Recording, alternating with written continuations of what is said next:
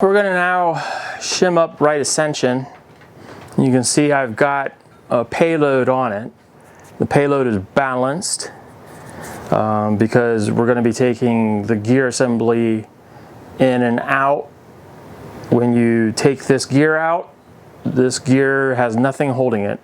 So whatever weight is on it, it will go in that direction. So we've got it balanced to a certain degree that it's under control.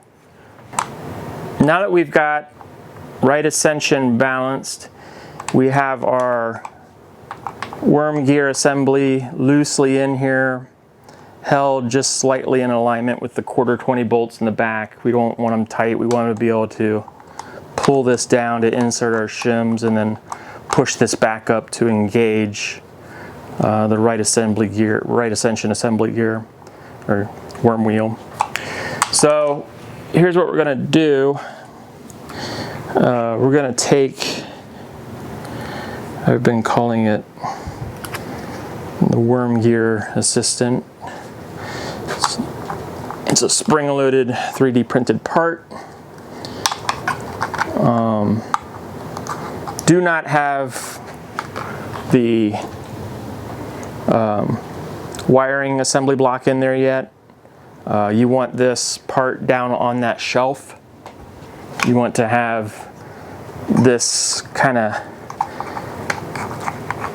well, maybe not on the shelf, but you want this so that it's pushing the bottom of the bracket up against. You want it to be seated very well on this shelf down here. You want this worm gear assembly bracket, worm gear, how many words can I put together? Worm gear bracket, and you want that solidly down on the shelf. That's the important part here. So now that this is spring loaded, we can pull down on each side and insert shims.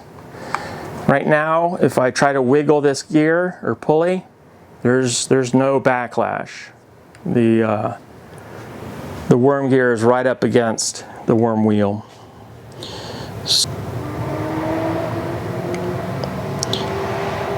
So let's start with brown. Brown is 10/1000ths of an inch thick.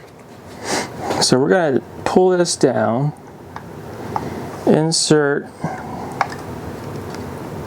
the brown shim. Make sure that this worm gear bracket is down on the shelf and being pushed up against the face. And you can see we can wiggle this pulley back and forth now. We've created backlash between the two gears.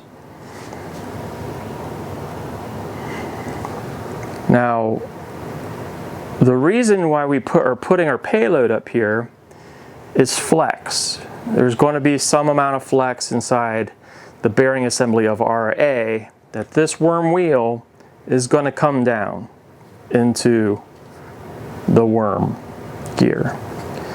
So we are taking into consideration weight that we can adjust this backlash.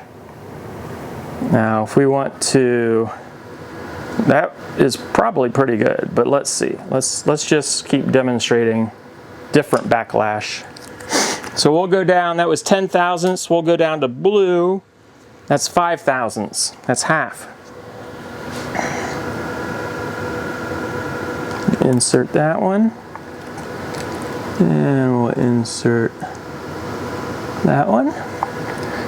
We'll make sure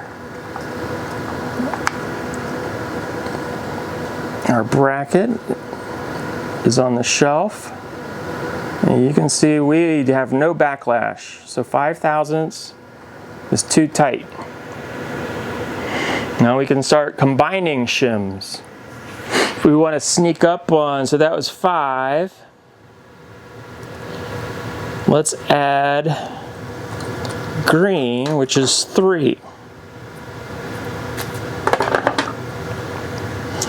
So I cut my green one in half just to make it. So we've got 5 plus 3 is 8/1000ths.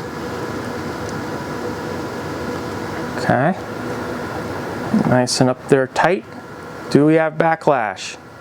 Ooh, hard to say. I guess a little. I mean, it is sitting there moving. Now don't be too forceful on this. You can, shift the whole, because this isn't bolted in yet, you can shift the whole dang thing around. You're just looking for this little back and forth indicator. Make sure everything's tightened back up since I moved it.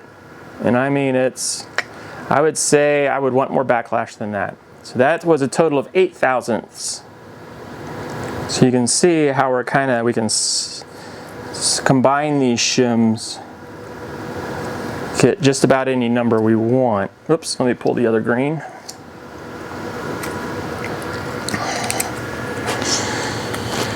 So 10 is 4 thousandths. We'll go ahead and, so this is a total of 9. Now, how fine you want to do this is up to you. Personally, I would rather have more backlash than not enough. PhD guiding is going to guide out any backlash that you may have. So you can see that added about just a little bit more backlash there. So if I wanted to go with this, say we want to try this, what was it? Green, we went tan, this is 9 thousandths. Let's go ahead and we can cinch this, we can tighten down our 1/4 20 bolts. We're still pushing up. I'm gonna walk in front of the camera so I can see the other one.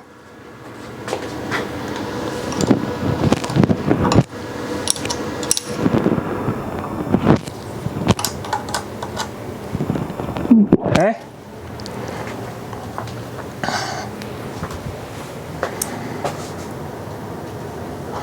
We can pull out our assistant, and we still got about the same amount. Just a little bit. But you can see now, you can actually see how much, by tightening this assembly down and cinching those bolts, it's in place. There is no more moving of this bracket because it's in place. So this may be a backlash that you want to try. I would probably go a little bit more. I couldn't tell you how much. It's just kind of by feel and your experience. Now you can, if you want to be able to turn this a little bit easier, you can add a little weight over here and see. So you'll just have to try it and see what you think. So from here, we have a known amount of backlash, and we can try this out. Now, what you can also try is take your weight off. You'll see that you'll have even more backlash now. But you don't want to be going off no weight, because when you put your weight on, it's going to smash everything together and you're going to have motor stalling on the stepper motor. But you can see I can turn that with my thumb. So I know the motor can turn it. And of course it must be a little bit heavier one, and it's harder for me to turn it this way than it is this way. Just the way it's balanced out. So that is shimming right ascension.